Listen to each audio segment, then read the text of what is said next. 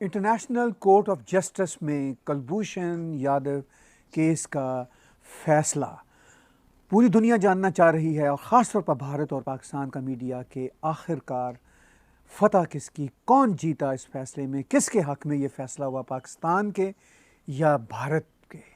और इसके साथ आज हम बातचीत करेंगे हाफिज़ सईद की एक बार फिर गिरफ्तारी के इशू पर, जिस पर सदर ट्रंप ने भी ट्वीट की कि देखिए हाफिज़ सईद को ढूंढ लिया गया। सदर ट्रंप बहुत भोलपने की बातें करते हैं, हाफिज़ सईद गुम कहाँ हुए थे, ये वो बातें हैं। और थोड़ी सी बात जुड़ी हुई होगी इमरान खान के विज़िट, जो आने वाला विज़िट अमेरिका का, और हाफिज़ सईद का जो अरेस्ट है उससे जुड़ा हुआ लगता है। मेरे साथ हैं हमारे टैग टीवी के नामी ग्रामी कमेंटेटर और बीजेपी पार्टी मध्य प्रदेश के spokesperson doctor Gulrez Sheikh जी।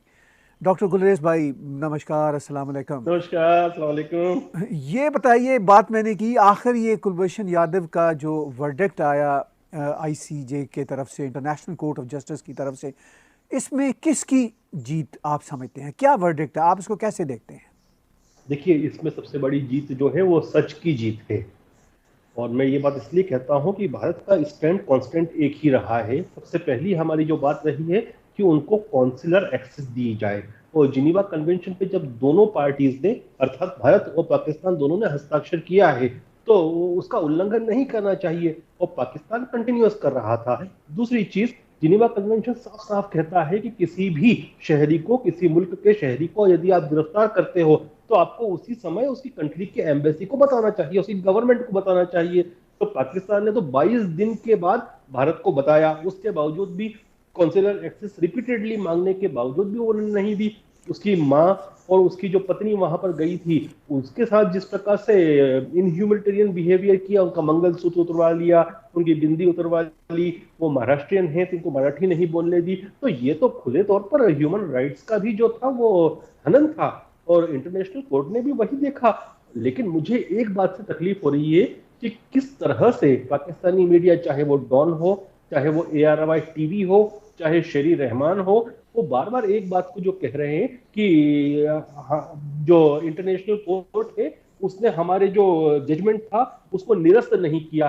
अरे भाई, इंटरनेशनल कोर्ट ऑफ जस्टिस का जुरिडिक्शन ही नहीं है कि किसी कंट्री का जो जो जजमेंट हो उसको वो पूरा रद्द कर दे। उन्होंने ये कहा कि आप वापस से उस पर रिथिंक करें, और जो उसको स्टे किया उन्होंने फांसी की सजा को। तो इस प्रकार से खुद के जो देश के लोगों को ये लोग गुमराह कर रहे हैं, तो ये क्या बोले, इसके ऊपर मैं ज्यादा कमेंट नहीं करूंगा क्योंकि हमारा आदमी वहां पर अभी भी जेल में है, तो मैं इससे ज्यादा कमेंट नहीं करूंगा। लेकिन खुद के शहरियों को झूठ बोलना जो है ये इनकी फितरत है। 1971 में जब बुरी तरह से हारे थे ये इस पाकिस्तान के फ्रंट पर, तब ये रेडियो पाकिस्तान पे तो बार बार ये कह रहे थे हम जीत रहे हैं, हम जीत रहे हैं, हम जीत रहे हैं। और खान साहब जो उनके आर्मी के चीफ और डिक्टेटर थे, उन्होंने तो यहां तक यह कह दिया था कि हम हार नहीं रहे, हम थोड़ा पीछे हट रहे हैं।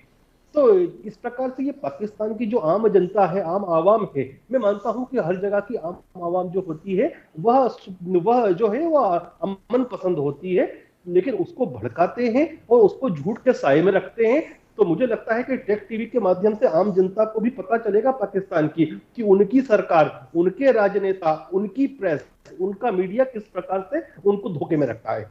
देखिए, हमने जो वर्डिक्ट सुना और उसमें साफ कहा गया कि जिनीवा कन्वेंशन की पाकिस्तान ने वायलेशन की है, ये जज साहब कह रहे हैं, और कहा गया कि कौंसलर एक्सेस दी जाए, जबकि भारत की तरफ से ये भी मुतालबा किया गया था कि उनको रिहा कर दिया जाए। मगर अब कमेंटेटर्स कह रहे हैं कि भारत की तरफ से ये जो रहाई का मुतालबा था, ये ज़रा ज़्यादा मुतालबा था, चूँकि ये शायद इंटरनेशनल कोर्ट ऑफ जस्टिस की वो उसमें नहीं आता उनके अपने पैराफर्नेलिया में कि वो किसी दूसरे कंट्री की कोर्ट को कहें कि किसी को रिहा कर दें। तो क्या ये भी एक सच है कि कोई ये जो मुतालबा था ज़रा कुछ थोड़ा सा ज़्यादा था?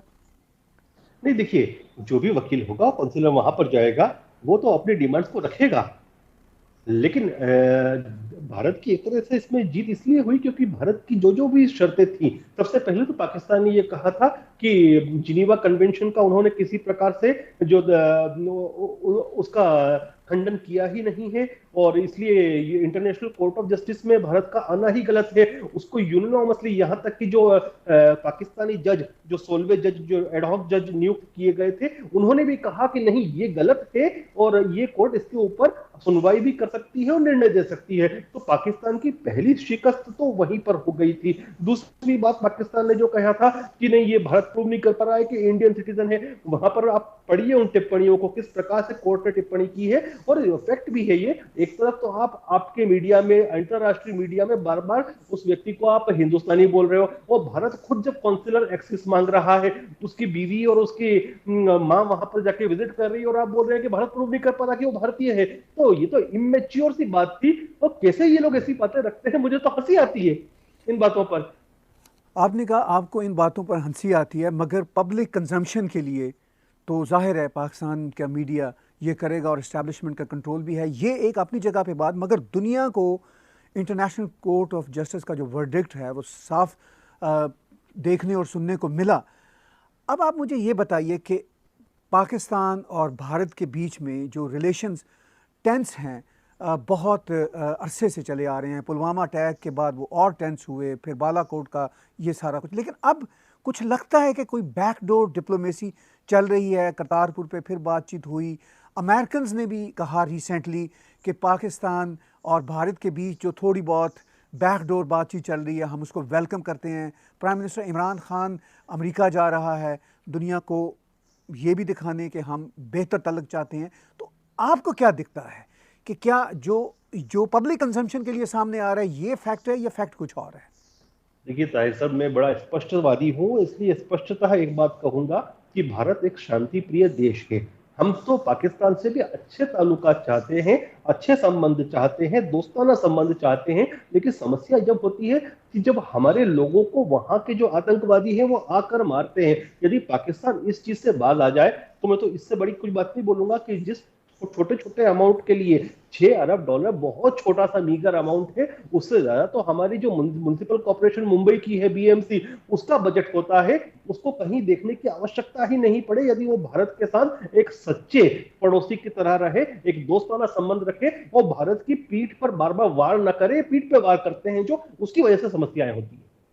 तो आपने कहा कि अगर पाकिस्तान का बिहेवियर सही सच्चा दोस्ताना हो और जो टेररिस्ट हैं पाकिस्तान में उन पर कंट्रोल हो, तो अभी हाफिज सईद को तो फिर अरेस्ट किया गया है, तो आप इस अरेस्ट को किस तरह देखते हैं? देखिए, ये तो आई वॉश है, टोटल आई वॉश है, और आज पहली बार नहीं हुआ है, ये तो बार बार पाकिस्तान करता है। देखिए, पाकिस्तान के साथ दो तीन समस्याएं चल रही हैं। एक तो जो उसकी इकोनॉमी है वो बिल्कुल जमींदोज हो चुकी है, और भीख का कटोरा वाली स्थिति है कि दुनिया भर में मांग रहा है। और जो एफएटीएफ ने उसको वार्निंग दी है, उनके चेयरमैन ने, कि आप पिछली जो 2 तारीखें थी उसमें तो आप कोई भी ठोस कदम दिखा नहीं पाए, और अब अगली जो तारीख है सितंबर में, यदि उसमें भी नहीं कर पाते हैं तो आप ब्लैकलिस्ट में डाल दिए जाएंगे। और ब्लैकलिस्ट में यदि पाकिस्तान डालता है जाता है तो जो आईएमएफ का लोन उसको मिलना है वो भी नहीं मिल पाएगा, और जो इकोनॉमी है वो डाउन हो जाएगी। फिर तो ये होगा कि एक एक ट्रांजेक्शन जो होगा, एक सामान्य ट्रांजेक्शन, इंटरनेशनल ट्रांजेक्शन में भी महीनों हफ्तों लग जाएंगे। तो बिजनेस कौन करेगा, फॉरेन इन्वेस्टमेंट कैसे आएगा? तो एक ये इनके साथ सबसे बड़ी समस्या है। और दूसरा, जो एफएटीएफ ने इनको गाइडलाइन दी है उसमें तो बाकायदा उन्होंने कहा है कि एफआईआर हो, जो यूएन डेजिग्नेटेड टेररिस्ट हैं उनके ऊपर, उनकी अरेस्ट हो, उनको कोर्ट के सामने प्रस्तुत किया जाए, और जो गवर्नमेंट का वकील होता है वो बाकायदा जिरह करे और जिरह में उनके खिलाफ कार्रवाई की मांग करे। तो ये सब देखना चाहता है वो, तो ये उनको दिखाना है। और दूसरी चीज, 3 दिन के बाद इमरान खान साहब की जो मेडन विजिट होने वाली है ट्रंप साहब के पास, तो ट्रंप साहब को कुछ दिखाना चाहते हैं वो, ताकि कुछ वहां से भी उनको हेल्प मिले। तो उस परिप्रेक्ष्य में ये आई वॉश है। लेकिन मैं एक बार बार बार कहता हूं कि जहां तक इस ग्रुप की बात है, लश्कर तैयबा की, तो इसको हम सामान्य आतंकवादी ग्रुप नहीं मान सकते। ये तो एक एक्सटेंशन है पाकिस्तानी मिलिट्री का और आईएसआई का। क्योंकि आप देखिए कि यूजुअली आप देखें कि लश्कर ए तोयबा कभी भी रिस्पॉन्सिबिलिटीज क्लेम नहीं करता है। वो अंजाम देता है और रिस्पॉन्सिबिलिटी से क्लेम करने से बचता है। जबकि उसके विपरीत आप देखें, जैशे मोहम्मद हुआ या लश्कर जहनवी और इस प्रकार के जो अन्य गुट हैं, आतंकवादी गुट हैं, वो क्लेम करते हैं और उससे उनको वहां लाभ मिलता है। तो चूंकि ये गवर्नमेंट फंडेड और गवर्नमेंट के द्वारा और इस्टेब्लिशमेंट के द्वारा चलाया हुआ ग्रुप है, तो मुझे नहीं लगता कि पाकिस्तान सीरियस है। उसका जो आका है, और मैं कहता हूं बार बार कि जो हाफिज सईद है, आप उसको एक आम टेररिस्ट मत माने, आप मान के चले कि वो he is very much part of ISI, ISI का सबसे बड़े अधिकारियों में से एक है। तो मुझे लगता है कि आई वॉश कर रहे हैं, जब तक कि दिखता नहीं हमको कि वास्तव में कोई कार्रवाई होती है, उसको सजा मिलती है, हम उसको उसी दृष्टिकोण से देखेंगे। अब इनके दूसरे यदि आप ग्रुप्स की बात करें, जैसे वो मसूद अजहर का ग्रुप है जैश ए मोहम्मद। अब जैश ए मोहम्मद क्या है? जैश ए मोहम्मद हो सकता है कि डायरेक्टली आर्मी का पार्ट नहीं हो, लेकिन वो तो घर वापसी का प्रोग्राम है। जितने भी इनके तालिबान में पाकिस्तानी लड़ रहे थे, तो या तो उनके पास दो ऑप्शन थे कि या तो वो अमेरिका की गोलियां खाएं या वापस घर वापसी करें, जैश ए मोहम्मद में जाएं और भारत पे हमले करें। तो ये पाकिस्तान का जो दोगला रुख है ना, ये हमको तकलीफ देता है, और इसलिए भारत अपनी पॉलिसीज को चेंज कर रहा है। भाई साहब, आप देखिए एक चीज को कि पहले हम जो थे वो एक डिप्लोमेटिक बात करते थे, कुछ भी हमला होता था। अब जो है भारत की अप्रोच जो है वो डिफेंसिव से ज्यादा ऑफेंसिव बन रही है, क्योंकि कितनी बार हम इनकी झूठी बातों पर विश्वास करेंगे? जब तक हमको ठोस कार्रवाई नहीं दिखती, हम यही माना जाएगा कि केवल अमेरिका के लिए, केवल आईएमएफ के लिए आप ये सब आई वॉश कर रहे हो, झूठ एक ड्रामा कर रहे हो। देखिए, आपने कहा कि ये आई वॉश कर रहे हैं। हाफिज सईद का जो रीसेंट अरेस्ट है, तो आई वॉश तो हमें नज़र आता है कि जैसे ही सदर ट्रंप ने ट्वीट में ये कहा कि 10 साल की तलाश के बाद उसको ढूंढ लिया गया, तो सदर ट्रंप का भी ये भोलपन है और आई वॉश हो गया उनको भी कि वो हाफिज सईद तो 10 साल में पाकिस्तान में घूम रहे हैं, लिमोजीन की राइड ले रहे हैं और कई बार जेल गए आए। तो खैर वो आई वॉश तो चल रहा है। मगर मुझे ये बताइए कि इस सारी सिचुएशन में जो ये खबरें आ रही हैं कि भारत के साथ कोई बैकडोर डिप्लोमेसी भी साथ साथ चल रही है, और वो ये कह रहे हैं कि पाकिस्तान ओवर द नाइट तो चेंज नहीं अपने पॉलिसीज़ को कर सकता, तो और वो बैकडोर डिप्लोमेसी में एश्योरेंस दे रहा है कि भारत को कि हमें थोड़ा सा समय दीजिए, हम अपनी चीज़ों पर कंट्रोल करेंगे। तो ऐसा कुछ है रियलिटी में? देखिए, इसके ऊपर मैं कमेंट नहीं कर सकता। I am spokes person for the BJP, not the government of India और फॉरेन मिनिस्ट्री। तो इसके लिए तो फॉरेन मिनिस्ट्री ही कमेंट करेगी। लेकिन मैं एक बात अंग्रेजी में कहूंगा, ताकि कभी हो सकता है कि ट्रंप साहब तक भी ये बात पहुंच जाए। I want to say him and I want to give the message to Mr. Trump that Pakistan is a country which uses the Western people, and they always use your fund. They make you fool. So don't be befooled by the Prime Minister of Pakistan. He is coming for his own interest. He is not a friend of United States or any other Western power. That country is a jihadi country, and you have to tackle it in that manner only. तो आपका ये strong पैगाम तो अपनी जगह पे जो एक एनालिसिस का हिस्सा है, मगर हम ये भी आपकी राय इस पे जानना चाहते हैं कि आफ्टर ऑल इस सारे एक्सरसाइज के बाद रिलेशनशिप की कोई राह खुलती नज़र आती है आपको?